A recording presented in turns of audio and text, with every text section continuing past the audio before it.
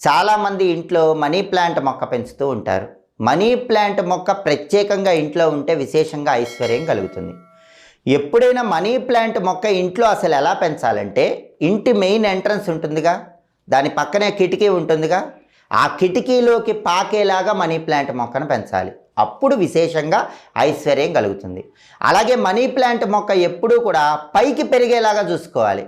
కిందకి పెరిగితే మాత్రం ధనలక్ష్మి నిలబడదు. అందుకే ఒక కర్ర కట్టాలి. కర్ర కట్టి మనీ ప్లాంట్ మొక్క మెయిన్ ఎంట్రన్స్ పక్క నుండి కిటికీలోకి పెరిగేలాగా ఆ కర్ర కట్టాలి. ఒక్కొక్కసారి మనీ ప్లాంట్ మొక్కకి పసుపు రంగులో ఉన్న ఆకులు వస్తూ ఉంటాయి. అలాంటప్పుడు ఆ ఆకులు కట్ చేయాలి. ఎప్పుడు మనీ ప్లాంట్ మొక్కకి గ్రీన్ కలర్లో ఆకులు ఉండేలాగా చూసుకోవాలి.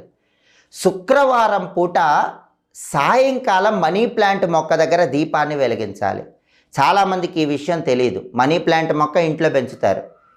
ఇంకా ఆర్థిక